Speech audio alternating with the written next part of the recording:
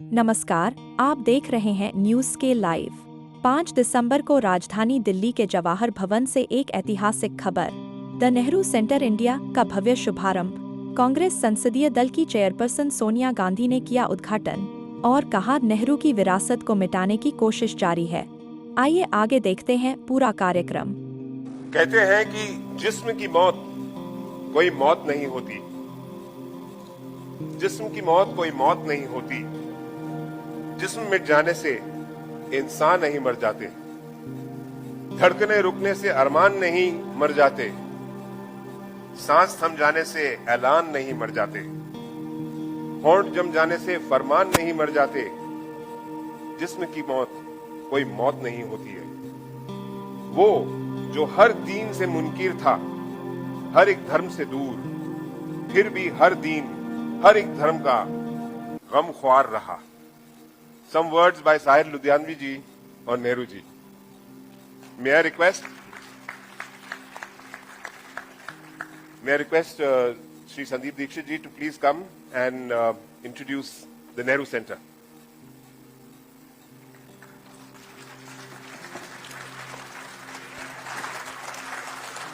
बहुत ही सम्मानित आदरणीय सोनिया गांधी जी,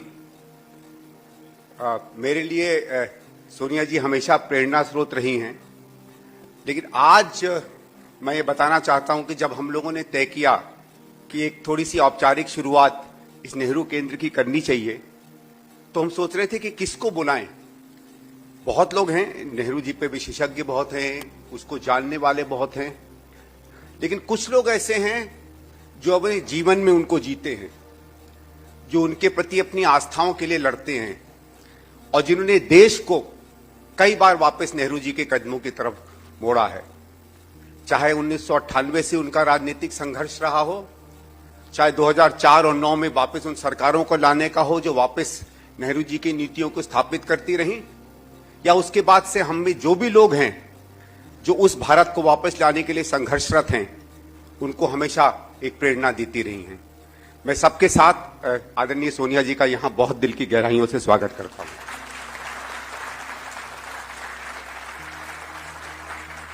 और विशेषकर दो और यहां ऐसे व्यक्ति हैं जिनसे मैं जब से छोटा था, मैंने केवल पंडित नेहरू नहीं, इस देश के बारे में, इसकी संस्कृति, इसका इतिहास, इसका साहित्य जिसके बारे में सीखा है, और मैं उन दोनों का आप सबके बीच में बहुत ही गहराइयों से स्वागत करता हूं। आदरणीय श्री पुरुषोत्तम अग्रवाल जी और श्री अशोक वाजपेयी जी।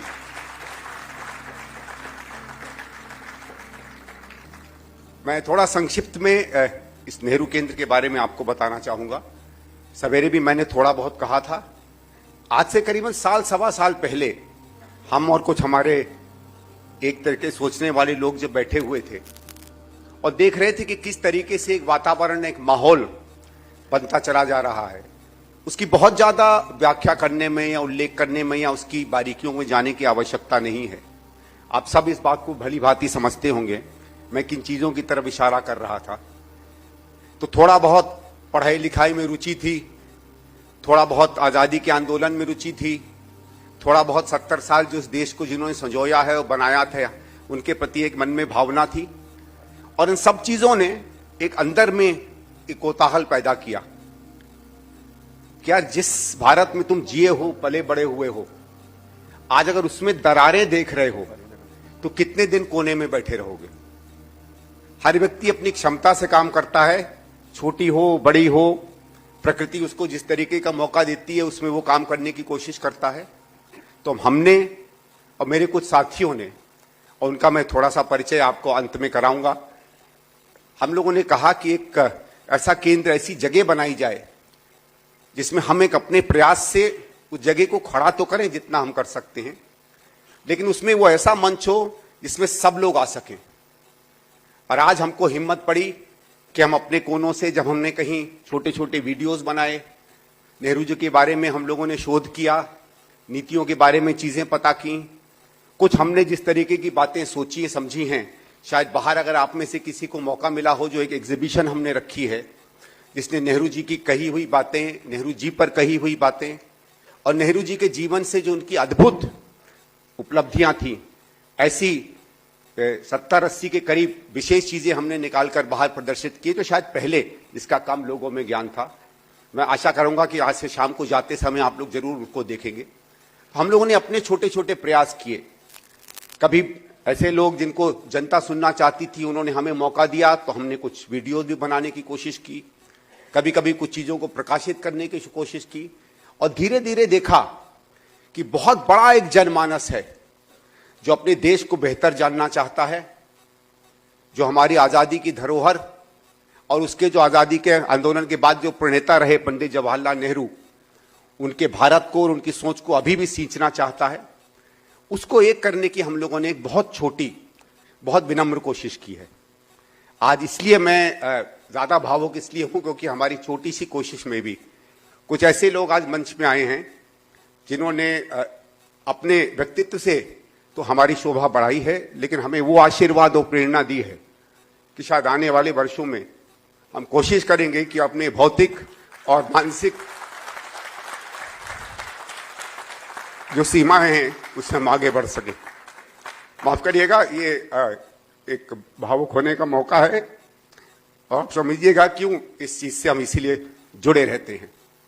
मैं बहुत ज्यादा समय नहीं लेना चाहूंगा क्योंकि हम चाहेंगे कि जो आए हैं उनको हम सुने, लेकिन इस आशा से कि आप जिस तादाद में यहाँ आए हैं और बाहर भी बहुत से लोग इंतजार कर रहे हैं, मैं माफी चाहूंगा, लेकिन सिक्योरिटी के कारण और फायर सेफ्टी के कारण हम सबको अंदर नहीं ला पाए। मैं उन सबसे आशा करूंगा कि आज आप आके आपने अपना साथ हमें दिया है, आगे बढ़े हैं, ये साथ आगे मिलता रहेगा और हम कोशिश करेंगे कि एक अच्छे, एक सशक्त और एक सार्वजनिक प्लेटफॉर्म की आप सबके साथ हम निर्माण करें।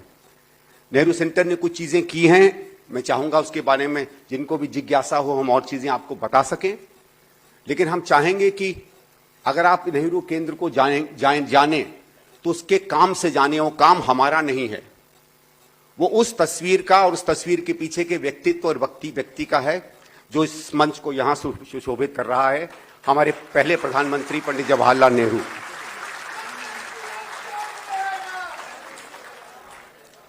मैं इन्हीं बातों से अपनी बात अंत करना चाहूंगा और राहुल जी आए और मंच आप लें। Thank you.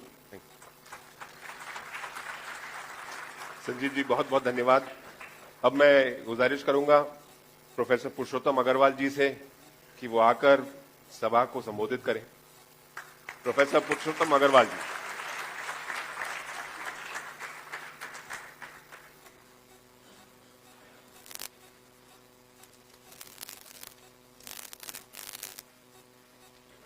आदरणीय सोनिया जी, वाजपेयी जी, संदीप जी, सभागार में उपस्थित साथियों, इस संक्षिप्त वक्तव्य में मैं एक सवाल का सामना करना चाहता हूं आप सबके साथ कि नेहरू का केवल ऐतिहासिक महत्व है या समकालीन प्रासंगिकता भी है? Is Nehru important only historically और is still relevant in our own times? Nehru ने सन 1960 में आर के करंजिया से बात करते हुए जो कहा था उस समय अपनी बात शुरू करूंगा। The spiritual approach is necessary and good. I have always shared it with Gandhi ji, probably more so today when we are in need of finding the answer to spiritual emptiness facing our technological society, technological civilization. आज जिस technological civilisation और जिससे उत्पन्न spiritual emptiness की बात नेहरू सन 60 में कर रहे थे, वो आज हमारे सामने कई गुना अधिक विकराल रूप में मौजूद है। आर्टिफिशियल इंटेलिजेंस मनुष्य की सृजनात्मकता को रिप्लेस करने के दावे कर रही है। डीप फेक के तमाशे हम चारों ओर देख रहे हैं।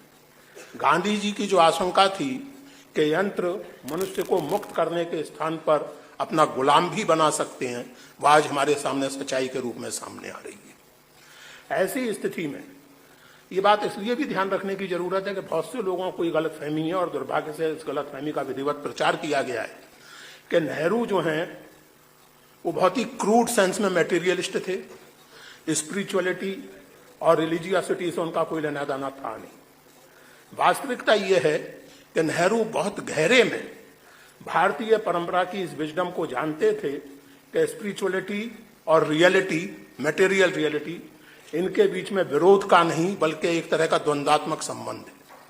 आप कल्पना कीजिए कि किसी नौजवान के सर पर अगर अनिश्चितता की तलवार लटकी रहे, उसे सपने में प्रेमिका की जगह पिंक स्लिप की तस्वीर नजर आए, तो उसकी मेंटल हेल्थ या उसकी स्पिरिचुअल हेल्थ का क्या हाल होगा, ये सोचने की जरूरत है। और इसीलिए नेहरू ने कहा कि स्पिरिचुअल एम्प्टीनेस, ये ध्यान रखने की जरूरत है कि महात्मा गांधी, जब उनसे कहा गया कि आप तो महात्मा हैं, जाइए हिमालय में तपस्या कीजिए, तो उन्होंने कहा कि मेरा हिमालय वहां है जहां अशांति है, जहां द्वंद्व है, और वहीं मेरी साधना है। इसलिए फिलहाल मेरा हिमालय, ये सन 48 की बात है, 29 जनवरी 48 की, फिलहाल मेरा हिमालय दिल्ली की सड़कों पर है। इसके बाद जब आप हिमालय जाएं तो पीछे पीछे मैं भी चल दूंगा। महात्मा गांधी से सीखते हुए और अपनी खुद की सोच के चलते जवाहरलाल नेहरू ने भी अपने ढंग से इस बात को रियलाइज किया कि स्पिरिचुअल एम्प्टीनेस को दूर करने के लिए जरूरी है कि समाज में एक बुनियादी न्याय और समता संभव करने वाली व्यवस्था हो। नेहरू इस बात को जानते थे कि आध्यात्मिक शांति और सामाजिक विषमता को एग्जिस्ट नहीं कर सकते। You can not have a really spiritually rich society in an equal system. असमानता के साथ आध्यात्मिकता नहीं चल सकती। इसलिए स्वाभाविक है, और व्यक्तिगत रूप से भी मुझे ताज्जुब होता है, श्री शशि थरूर ने एक पुस्तक लिखी है, Nehru the invention of India, 2003 में प्रकाशित। इस पुस्तक में उन्होंने लिखा है कि नेहरू ये नहीं देख पाए कि आने वाले भविष्य में कंप्यूटर प्रोग्रामिंग और स्पिरिचुअलिटी, प्रोग्राम और प्रेयर दोनों साथ साथ चलेंगे। नेहरू इस बात को बखूबी देख पाते थे, इसीलिए देख पा रहे थे कि स्पिरिचुअल जो एम्प्टीनेस पैदा होगी टेक्नोलॉजिकल सोसाइटी के चलते या सिविलाइजेशन के चलते, उससे निपटना होगा, उसके रास्ते खोजने होंगे। नेहरू प्रोग्रामिंग और प्रेयर का सहअस्तित्व तो समझ सकते थे, लेकिन मर्यादा पुरुषोत्तम राम और लाला रामदेव का सहअस्तित्व उन्हें वाकई नहीं समझ में आता। ये बात सही है। तो नेहरू की स्पिरिचुअलिटी की समझ उतनी थोथरी थी नहीं जितनी श्री शशि थरूर को इस पुस्तक में लग रही। खैर, डिस्कवरी ऑफ इंडिया में नेहरू ने साइंस, फिलॉसफी और रिलीजियसिटी पर गहरा विचार किया है और ये रेखांकित किया है कि इन तीनों के बीच में जो स्वस्थ संबंध है, उसके ना होने से हमारी बहुत सारी समस्याएं पैदा होती हैं। और इसी क्रम में उन्होंने अपनी निजी आस्था का जिक्र किया है और वो कहते हैं कि जो धर्म के प्रचलित रूप हैं उनसे मेरी विरक्ति है, वो मुझे नहीं रुचते। मैं कंफर्टेबल फील करता हूं प्राचीन भारत या प्राचीन यूनान के बहुदेववादी वातावरण में, पैंथिस्टिक एनवायरनमेंट में, and I feel closer to Advaita philosophy. Nehru के अपने शब्द हैं कि मैं अद्वैत के अपने आप को निकट महसूस करता हूं। अद्वैत मोटे अर्थ में यही है कि सारा अस्तित्व एक तरह से आपका विस्तार है और आपके अंदर सारे अस्तित्व का सार व्याप्त है, और इसलिए यह संभव नहीं है कि दुनिया जाए भाड़ में, हम बैठ के साधना करते रहेंगे। यह संभव नहीं। भारतीय परंपरा में कोई संत साधु ऐसा नहीं हुआ, व्यास से लेकर के कबीरदास तक, जिसने ऐसी आध्यात्मिक साधना की हो कि जिसका समाज से कोई लेना देना हो। इसलिए दोस्तों, आज जिस स्थिति से दुनिया गुजर रही है, आप देखें, कहा जाता है कि नेहरू की बातें पुरानी पड़ गई। वास्तविकता ये नहीं है, न केवल हमारे देश में बल्कि दुनिया भर में। अमेरिका में अगर ट्रंप शाही का कोई प्रतिवाद है तो वो लोकतांत्रिक समाजवादी ही है, और ये शब्द मैं नहीं दे रहा हूं, बर्नी सैंडर्स के शब्द हैं, डेमोक्रेटिक सोशलिज्म। दुनिया भर में अगर पूंजीवाद की अमानवीय व्यवस्था का और उसके द्वारा रची जाने वाली स्पिरिचुअल एम्प्टीनेस का कोई विकल्प है तो वो केवल और केवल डेमोक्रेटिक सोशलिज्म है।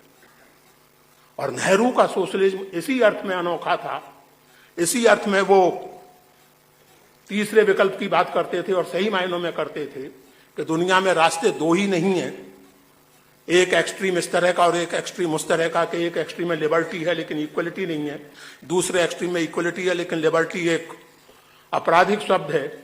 इसीलिए नेहरू भारतीय परंपरा के सर्वथा अनुकूल सम्यक की खोज करते थे, और सम्यक की खोज सन 64 में जितनी प्रासंगिक थी नेहरू के निधन के समय, उससे कई गुना अधिक प्रासंगिक 2025 में है। इस बात को अगर हम ध्यान में रखें तो अपना भी भला करेंगे। नेहरू जी का तो हम भला कर सकते हैं ना बुरा कर सकते हैं। ये अलग बात है कि कुछ लोगों के लिए नेहरू का भूत सबसे मजबूत वाली स्थिति बनी हुई है, लेकिन उनका कुछ नहीं किया जा सकता। लेकिन ये सच है कि अगर केवल भारत को नहीं, दुनिया को उस स्पिरिचुअल एम्प्टीनेस और सोशल क्राइसिस से निकलना है तो नेहरू के विचारों की ओर आपको जाना होगा, नेहरू से सीखना होगा। मुझे उम्मीद है कि द नेहरू सेंटर के जो हमारे मित्र हैं वो इस दिशा में महत्वपूर्ण काम करेंगे और नेहरू जी के विचारों के प्रति, नेहरू जी के काम के प्रति एक सही, गहरी, आलोचनात्मक दृष्टि लोगों के बीच में, खास करके नौजवानों के बीच में पहुंचाने की सफल कोशिश करेंगे। मेरी शुभकामनाएं नेहरू सेंटर के मित्रों और सभी साथियों को और आप लोगों के प्रति बहुत बहुत धन्यवाद।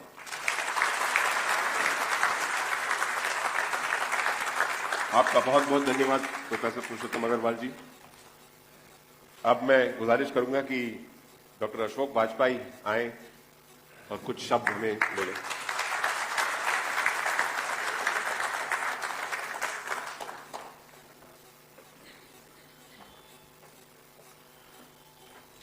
आदरणीय सोनिया जी, पुरुषोत्तम जी, संदीप जी और मित्रों,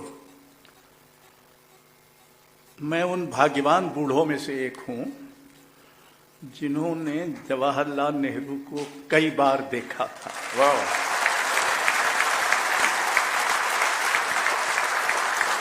और पहली बार देखा था जब मैं शायद 12 बरस का था और आखिरी बार देखा जो अपने निधन के थोड़े दिन पहले। टॉल्स्टॉय की 50वीं पुण्यतिथि आयोजित थी सप्रू हाउस में और नेहरू जी उसके मुख्य अतिथि थे। वो कोई 2-3 मिनट लेट आए और आते ही उन्होंने बताया कि वो औरंगाबाद से आ रहे हैं। तो हम लोगों ने सोचा कि अब बुढ़ऊ ये बताएंगे कि औरंगाबाद में क्या हुआ, तो थोड़ी ऊब सी प्रकट हुई। पर नेहरू जी ने औरंगाबाद का जिक्र करने के बाद ये कहा कि महानताएं 2 तरह की होती हैं। एक महानता वो होती है जिसका जब आप सामना करें तो आपको अपनी अकिंचनता, अपनी विपन्नता, अपने व्यर्थ होने का एहसास होता है कि ये आदमी इतना बड़ा है, मैं कितना छोटा हूं। ये एक तरह की महानता है। दूसरे तरह की महानता वो होती है जिसके सामने आने पर आपको लगता है कि आप थोड़ा ऊंचा उठ गए। और इसके बाद उन्होंने कहा कि टॉल्स्टॉय की महानता दूसरे किस्म की थी। पूरा हॉल खड़ा हो गया। अध्यक्षता कर रहे थे ब्रिटिश कवि और एनकाउंटर के संपादक स्टीफन स्पेंडर। नेहरू जी ने जब अपना भाषण समाप्त किया तो वो गए और उन्होंने कहा कि एनकाउंटर के संपादक के रूप में मैं दुनिया भर के राष्ट्राध्यक्षों और राजनेताओं से आमतौर पे मिलता रहा हूं, उनसे बातचीत करता रहा हूं।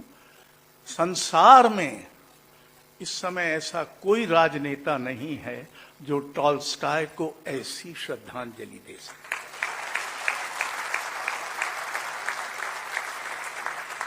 नेहरू जी एक बायोलॉजिकल प्राणी थे। उन्होंने कभी विश्व गुरु होने का दावा नहीं किया, लेकिन उनके विश्व गुरु होने के 2 प्रमाण मैं आपको देता हूं।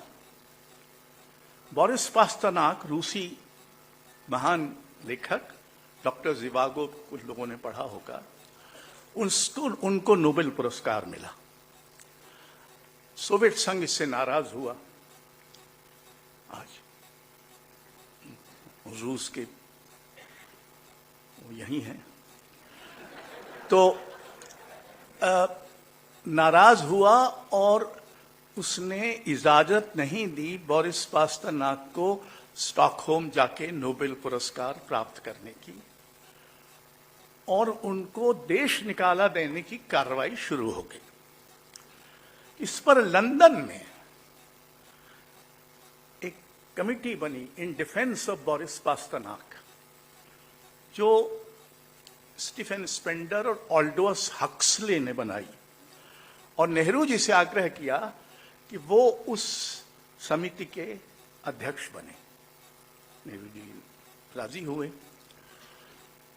उनसे कहा गया कि आपके संबंध चूंकि रूस से अच्छे हैं, तो आप खरुश्चेव से बात करें कि एक तो वो पास्टरनाक को स्टॉकहोम जाने दें, और दूसरा उनके जो देश निकाले की कार्रवाई शुरू हो गई है उसको बंद कर दें। जाहिर है नेहरू जी ने ये बात खरुश्चेव से की होगी। खरुश्चेव ने पहली बात तो नहीं मानी, यानी उनको नोबेल पुरस्कार लेने नहीं जाने दिया, लेकिन दूसरी बात मानी और पास्टरनाक को देश निकाला देने की कार्रवाई बंद हो गई। युगोस्लाविया में एक नया थोड़ा गैर मार्क्सवादी चिंतक हुआ, मिलान जिलास। टीटो, जैसा कि अक्सर होता है, जो तानाशाह होते हैं वो दूसरी राय पसंद नहीं करते और दूसरे को ही गायब कर देते हैं। तो वो भी पसंद नहीं कर रहा था, उनको जेल में डाल दिया गया था। फिर नेहरू से कहा गया और नेहरू ने हस्तक्षेप किया और जिलास को जेल से बाहर कर दिया गया। कोई दावा नहीं किया कि विश्व गुरु हैं, लेकिन विश्व गुरु थे।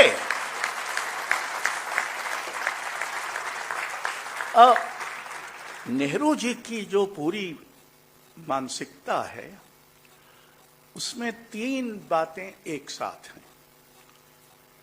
राजनीति है, संस्कृति है, आधुनिकता है, और एक और होना चाहिए लोकतंत्र है। नेहरू जी यकायक प्रकट नहीं हो गए थे किसी अवतार की तरह। वो एक मनुष्य थे जिनमें मनुष्यता के मनुष्य होने की सारी कठिनाइयां और संभावनाएं एक साथ थी। जैसा अभी, और उनको कोई चाय बेचते भारत नहीं मिल गया था। भारत उन्होंने बौद्धिक, वैचारिक, दार्शनिक रूप से खोजा था। इसलिए, और ये खोज कोई हवा में नहीं थी, एक पुस्तक लिखी थी, डिस्कवरी ऑफ इंडिया। और उस डिस्कवरी ऑफ इंडिया में उन्होंने जो बातें कही थी, उसका संस्कृति की जो पकड़ जवाहरलाल में थी, वो उनके समय के बहुत कम राजनेताओं में थी। और उन्होंने एक जगह ये कहा कि culture like religion and ideology is not about just one thing. भारतीय बहुलता का जितना वैचारिक एहतराम नेहरू जी ने लिखकर किया है, उतना किसी और विचारक ने नहीं किया था उसके पहले। उस समय जब नेहरू दृश्य पर थे, पश्चिम में एक बहस हो रही थी, the two cultures, culture of science and culture of arts. Nehru ji ने साइंटिफिक टेम्पर, टेक्नोलॉजी और साइंस और संस्कृति, इन तीनों के बीच कोई भेदभाव करने से इनकार किया। अब देखिए उनके जमाने में जो इंफ्रास्ट्रक्चर, आजकल इंफ्रास्ट्रक्चर का बड़ा यशोगान होता है ना, तरह तरह के चमकती हुई सड़कें और चमकते हुए हवाई अड्डे बन गए हैं, जिससे सिर्फ बरसात में जिनकी छत गिर जाती है।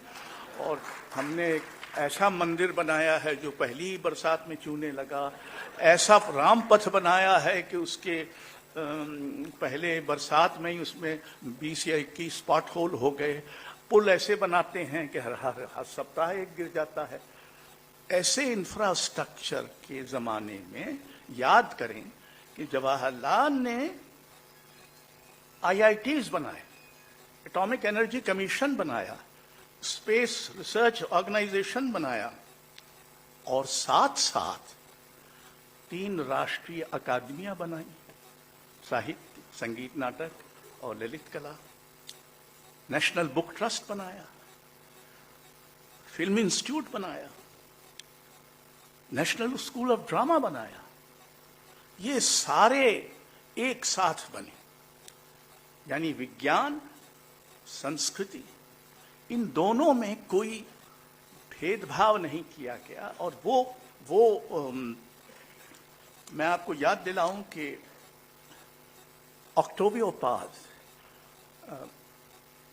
20वीं शताब्दी के महान विश्व कवियों में गिने जाते हैं, उनको नोबेल पुरस्कार भी मिला। वो उस समय जब नेहरू यहाँ थे तो राजदूत थे मेक्सिको के। उन्होंने लिखा है, contrary to the anthropologists and the historians who postulate the multiplicity of cultures, Nehru affirmed the unity of thought and the universality of science, art and technology. It is this universality he saw the answer to the antagonism of the historical worlds. तो नेहरू ने जो संस्कृति का नक्शा अपने लिए तैयार किया, उसमें कलाओं की स्वतंत्रता और स्वायत्तता का सम्मान भी शामिल था। वो साहित्य अकादमी के अध्यक्ष थे। उस समय कम्युनिस्टों की धरपकड़ हो रही थी, क्योंकि कम्युनिस्ट तो इसको अधूरी आज़ादी कह रहे थे और वगैरह वगैरह। तो कम्युनिस्ट लोग सत्ता से समरस नहीं थे और सत्ता उनके विरुद्ध थी। महापंडित राहुल सांकृत्यायन, जो कम्युनिस्ट पार्टी के कार्ड होल्डर थे, उनकी पुस्तक साहित्य अकादमी के पुरस्कार के लिए चुनी गई। लेकिन चूंकि वो कम्युनिस्ट थे, इसलिए उनको दिया जाए पुरस्कार कि न दिया जाए, इसका निर्णय अध्यक्ष पर छोड़ दिया गया, यानी जवाहरलाल नेहरू पर। तो जवाहरलाल नेहरू के पास जब वो फाइल गई तो उस पर उन्होंने लिखा कि अगर जूरी ने गुणवत्ता के आधार पर इस पुस्तक को चुना है तो इस बात की कोई बाधा नहीं आ सकती कि वो वैचारिक रूप से कहां प्रतिबद्ध है। ये सम्मान था। तो मित्रों, एक और बात, national folk arts dance festival, ये भी नेहरू जी ने शुरू किया था। ये जो रिपब्लिक डे परेड होती थी, उसके साथ साथ एक नेशनल फोक डांस फेस्टिवल होता था, जो नेशनल स्टेडियम में होता था। और मुझे तो इसका अंदाज़ा नहीं था। जब इंदिरा जी प्रधानमंत्री थी तो एक समिति बनी जिसमें मैं भी था कि 2.5-3 करोड़ रुपया उस नेशनल फंड में जमा हो गया है और वो पीएमओ में है, और पीएमओ में किसी को समझ में नहीं आ रहा कि इस पैसे का क्या करें। तो एक समिति बनी थी। लेकिन जो बात है महत्वपूर्ण, वो ये है, शुरुआत की थी नेहरू जी ने। उनको ये एहसास था कि जो लोक जगत है और जो आदिवासी और इस तरह के कलाकार हैं, उनको भी लोकतंत्र में शामिल करना चाहिए। और लोकतंत्र में शामिल करने का क्या अर्थ था कि उनको एक अलग से राष्ट्रीय मंच देना चाहिए। तो मित्रों, जवाहरलाल नेहरू ने जो किया वो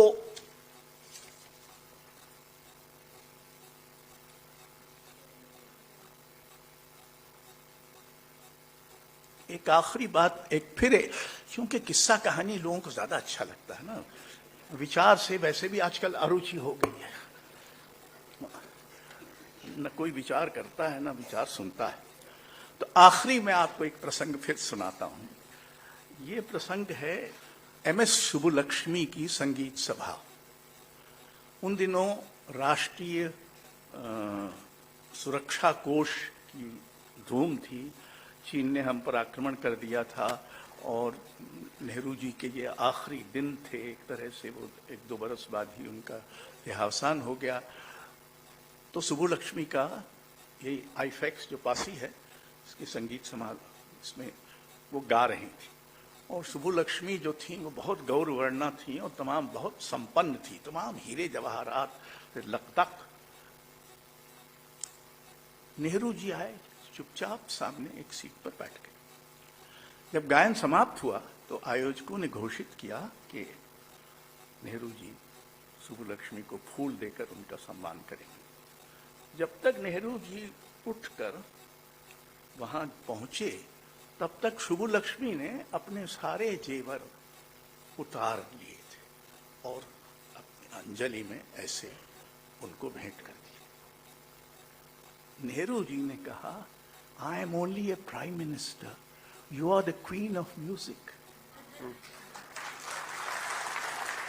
तो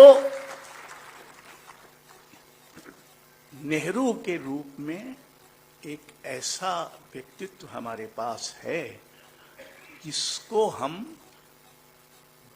नेहरू की अवमानना, गांधी की अवमानना और संविधान की अवमानना के साथ साथ है। अगर आप एक की अवमानना करेंगे तो 2 की भी अवमानना होगी। धन्यवाद।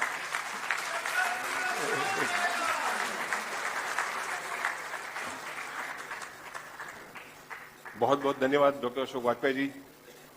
कमाल के शब्द आपने बोले, बहुत खुश हुए लोग। मेरी आपसे सिर्फ एक गुजारिश है, स्मॉल रिक्वेस्ट, प्लीज अपने फोन्स ऑफ कर लीजिए। इतने कमाल के शब्द बोले जा रहे हैं, लोगों को सुनाई नहीं देंगे। हाथ जोड़ के रिक्वेस्ट है। And now may I request Shrimati Sonia Gandhi ji to please come.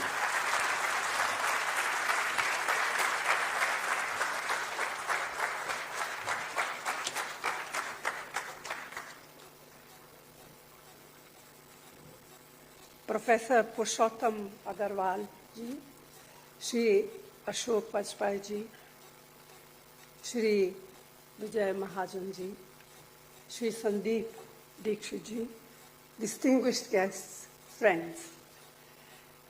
It is a pleasure to be with you all this evening to celebrate the memory and contributions of our first Prime Minister. And I really enjoyed, and I'm sure you have too, listening to both Purushottam Agarwal ji and Shri Ashok Vajpayee ji and Sandeep too. Wonderful stories and remembrances. Thank you.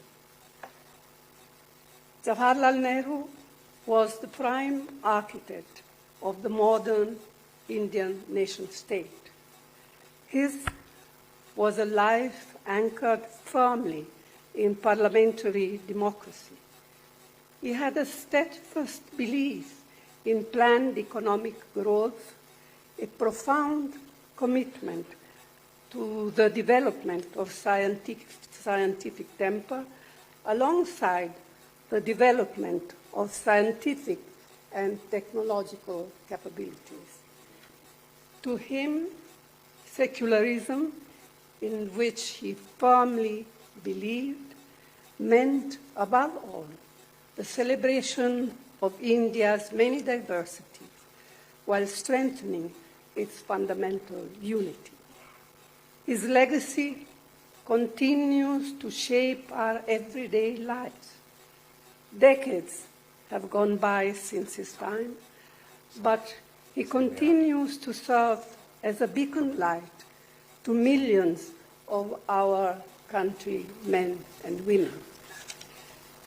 It is inevitable that such a monumental figure will have his life and work analyzed and critiqued. That is indeed as it should be.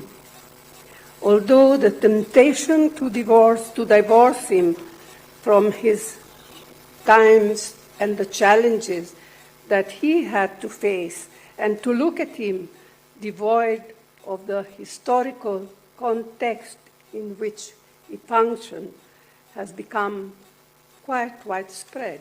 Yet, while we welcome ongoing analysis of his contributions, what is not acceptable is the systematic attempt being made to denigrate, distort, demean, and defame him. The sole objective of this is to not only diminish him as a personality, his universally recognized role in India's independence struggle, and his early decades as a leader of an independent nation challenged by unprecedented problems. But it is also to demolish his multifaceted legacy in a crude and self-serving attempt to rewrite history. Analysis is one thing, but deliberate mischief with what he said, what he wrote, and what he did is another thing, and totally unacceptable. And who are the forces that have launched this project? We all know that they have been working for years and years, for decades, and finally, here they are. They belong to the ideology that had no role whatsoever in our freedom movement, that had no role whatsoever in the making of our Constitution. In fact, they even burnt it. They were totally against it. It is an ideology that long ago fanned an atmosphere of hate that ultimately led to the assassination of Mahatma Gandhi. His killers today continue to be glorified by its adherents. It is an ideology which has consistently rejected the ideals of our founding fathers. It is an ideology with a bigoted and viciously communal outlook. Its approach to nationhood is based on stoking prejudices of all kinds. Let there be no doubt whatsoever that the project to vilify Jawaharlal Nehru is the main objective of the ruling establishment today. Their goal is not just to erase him, it is actually to destroy the social, political, and economic foundations on which our nation has been founded and built. The road ahead is not easy, but there is simply no option but for each one of us, individually and collectively, to stand up and confront this project. We not only owe it to the memory of Jawaharlal Nehru and his comrades, we owe it to ourselves, and even more to coming generations. The unapologetic and fierce defense of the Nehruvian legacy, it is not an act of nostalgia. It is a commitment to restoring India's constitutional promise, to safeguarding reason in the face of propaganda, and to ensuring that our republic remains modern and forward-looking. If we succeed, it will not only honor Jawaharlal Nehru's memory, it will ensure that the India he envisioned remains a reality. At a time when tolerance in public life is shrinking, when dissent is painted as disloyalty, and history is reduced to partisan combat, Nehru's example becomes even more vital. He taught us that disagreement is not a threat, but a democratic necessity, that unity does not demand uniformity, that a confident nation need not fear the truth about its past. Friends, there is some reason for hope. Last month, the Jawaharlal Nehru Memorial Fund also launched an archive which can be accessed to nehruarchive.in. The archive is an easily searchable and freely downloadable digital archive. Also, by the way, accessible on your smartphone. At present, it covers the 100 published volumes of his selected works covering the period 1903 till the day before he died. The archive will continue to get expanded. So there it will be for you all to access anytime you want to know something about what he said, about what he wrote, or what he did.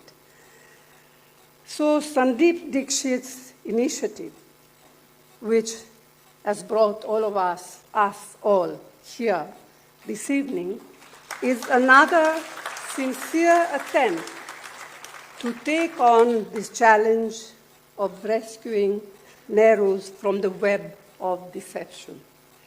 And we need many, many more such initiatives across the length and breadth of our country. I will end by congratulating Sandeep and his team and wishing him and his colleagues the very best in their endeavors. Thank you all. Jai Hind.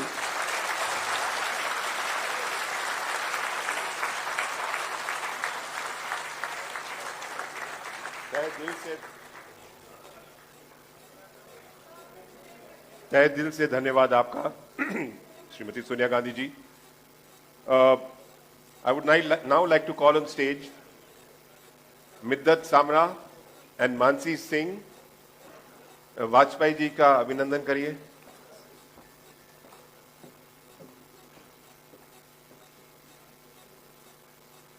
आगे से.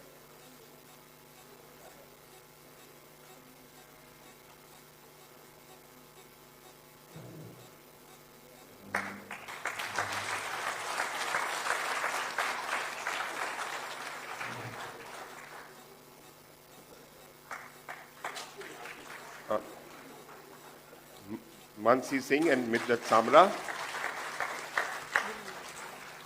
Professor Purushottam Agarwal ji का अभिनंदन.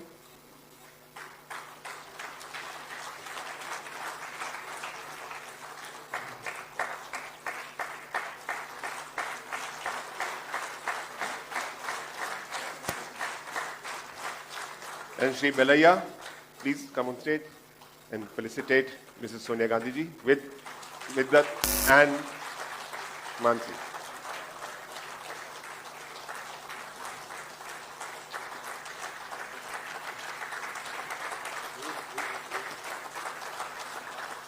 May I now call Shri Sandeep Dixit ji to offer a vote of thanks. As I said earlier, I don't think there's a reason to thank, of course, there's a reason to thank ma'am and all the guests on stage and each one of you to come here. लेकिन मैं धन्यवाद नहीं करूंगा, मैं एक अपनी तरफ से आह्वान करूंगा. ये नेहरू केंद्र तभी तक चलेगा जब जो लोग नेहरू और देश में आस्था रखते हैं वो उसे अपना मानेंगे. और मैं यहाँ इसलिए वोट ऑफ थैंक्स की जगह award that is going to be each one of us, मैं आशा करूंगा कि हम सब मिलकर इस केंद्र को बनाएंगे. मैं और बहुत लंबा नहीं कहूंगा. मेरे कुछ मिद्दत और मानसी यहाँ हैं, मिहिका वहाँ बैठी हुई हैं. हम 5-6 लोगों ने कोशिश की इसको बनाने की. लेकिन सोनिया जी के जो आखिरी शब्द थे जब उस चुनौती की बात कर रही थी तो उससे मुझे एक शेर याद आ गया जिससे मैं चाहूंगा अपनी बात अंत करूं। और दिक्कत व्हाट्सएप और गूगल की दुनिया में है, उसमें भी कुछ चीज नहीं पता चलती है। ये सुना तो मैंने बचपन से था, लेकिन अभी तक मैं यही ज्ञात कर पाया हूं कि क्या ये मिर्जा गालिब ने लिखा था या किसी और ने लिखा था। और इसका एक शब्द मैं जरूर बदलूंगा। इसमें जो लिखा गया शब्द है वो सितमगर है। मैं उसको सितमगर भी कहना चाहता हूं, सिकंदर भी कहना चाहूंगा। और इसलिए कहूंगा, उसमें लाइन ये है कि इधर आ सिकंदर हुनर आजमाए, इधर आ सिकंदर हुनर आजमाए, तो तीर आजमा हम जिगर आजमाए। वाह।